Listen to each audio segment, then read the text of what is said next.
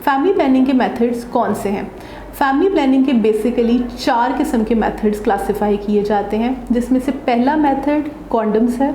Mail और female condoms दोनों इस्तेमाल किए जा सकते हैं, डिपेंड करता है आपके पार्टनर की चॉइस के ऊपर।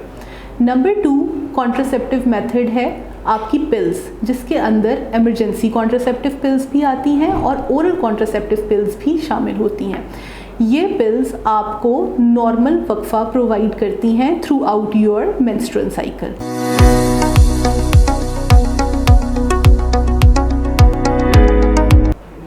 अस्सलाम वालेकुम, मेरा नाम डॉक्टर मारिया अल्ताफ़ है और मैं मेडिकल के शोबे से पिछले 10 साल से मुंसलिक हूँ। फैमिली प्लानिंग क्या है? फैमिली प्लानिंग के पाकिस्तान में कौन से मेथड्स यूज़ होते हैं? क्या फैमिली प्लानिंग से इंसान बांझपन की तरफ चला जाता है? क्या फैमिली प्लानिंग के मिथ्स हैं? क्या फैमिली प्लानिंग के ट्रू स्टोरीज़ हैं? क्या फैमिली प्लानिंग से वज़न गेन हो जाता है? इस तरह के जितने भी सवालात हमारे पास डेली रूटीन में आते हैं, आज हम उनके ऊपर खुल के और डिटेल में बात करेंगे। फैमिली प्लानिंग क्या है?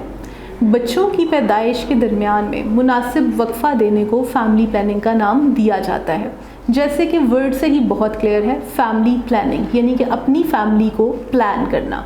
फैमिली प्लानिंग के दौरान नॉर्मल वक्फ़ा कितना होना चाहिए, ये डिपेंड करता है आपके बहुत सारे फैक्टर्स पे, लेकिन एक नॉर्मल डिलीवरी और एक सिजेरियन सेक्शन के दरमियान फैमिली प्लानिंग में फ़र्क होता है और फैमिली प्लानिंग के ड्यूरेशन के अंदर भी फ़र्क होता है।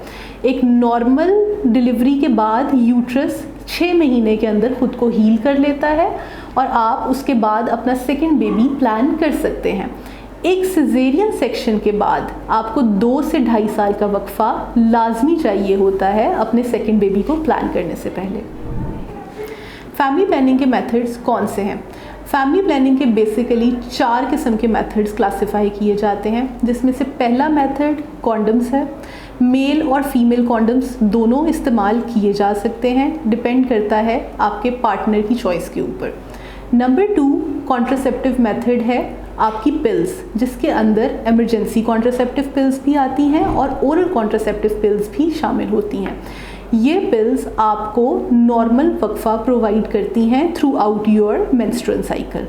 तीसरा मेथड आपके इंजेक्टेबल्स आते हैं, जिसके अंदर आपके 1 महीने का गैप के, 2 के और 3 महीने के गैप के इंजेक्शंस आते हैं। आप अपनी गायनेकोलॉजिस्ट से मशवरा लेके ये मेथड इस्तेमाल कर सकते हैं। इसी के साथ साथ मैं बात करती चलूँ आपके पैचेस की, जो आपके बाजू के अंदर रख दिए जाते हैं और वो भी तकरीबन सिमिलरली वर्क करते हैं।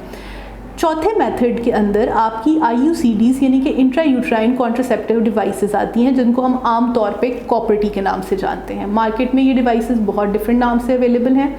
ये आपको 5 साल का वक्फ़ा या 10 साल का वक्फ़ा प्रोवाइड करती हैं। क्या फैमिली प्लानिंग मेथड जैसा कि पिल्स फौरी असर ज़ाहिर करती हैं? ये डिपेंड करता है कि बात किस किस्म की पिल्स की हो रही है। अगर आप बात इमरजेंसी कॉन्ट्रासेप्टिव पिल्स की कर रहे हैं और आप इंटरकोर्स के 48 आवर्स के ड्यूरेशन के अंदर वो पिल्स कंज्यूम कर रहे हैं, तो बिल्कुल वो असर करती हैं। अगर आप एक ओरल कॉन्ट्रासेप्टिव पिल की बात कर रहे हैं, तो डिपेंड करता है कि आपने साइकिल की किन डेट्स के अकॉर्डिंगली उन पिल्स को शुरू किया है और उनका असर कब से शुरू होगा। क्या फैमिली प्लानिंग पिल्स का इस्तेमाल महफूज होता है? अब इसका जवाब हाँ भी है और ना भी है। डिपेंड करता है कि आपके गायनेकोलॉजिस्ट ने अगर आपको पिल्स रेकमेंड की हैं और आपको कोई ऑलरेडी हार्मोनल इम्बैलेंस नहीं चल रहा, ऑब्वियसली आपने अपने डॉक्टर से रजू किया और उसको नज़र आया कि आपको कोई हार्मोनल इम्बैलेंस नहीं है, तो ये पिल्स आपके लिए बिल्कुल सेफ़ है।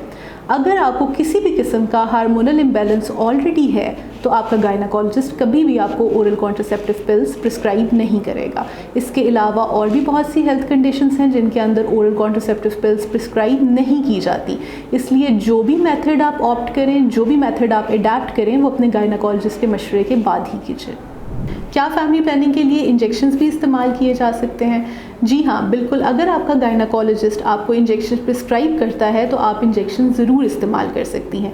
इंजेक्शंस की कैटेगरी में 1 महीने के वक्फे वाले, 2 महीने के वक्फे वाले और 3 महीने के वक्फे वाले इंजेक्शंस आते हैं। इसलिए आपका गायनेकोलॉजिस्ट आपको बेहतर बता सकता है कि आपके लिए कौन से इंजेक्शन सेफ़ हैं। क्या फैमिली प्लानिंग मेथड की वजह से पीरियड्स रुक जाते हैं? फैमिली प्लानिंग मेथड अगर आपके बॉडी को सूट नहीं कर रहा तो उसकी वजह से आपके पीरियड्स रुक भी सकते हैं और आपकी पीरियड्स की ब्लीडिंग में बहुत ज़्यादा इजाफा भी हो सकता है।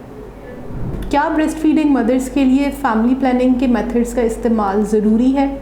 क्योंकि ब्रेस्ट फीडिंग एक नेचुरल कॉन्ट्रासेप्टिव मेथड है फैमिली प्लानिंग का, यानी कि बच्चे को दूध पिलाने के दरमियान उस ड्यूरेशन के अंदर हमल ठहरने के चांसेस बहुत कम होते हैं, लेकिन बिल्कुल ख़त्म नहीं होते।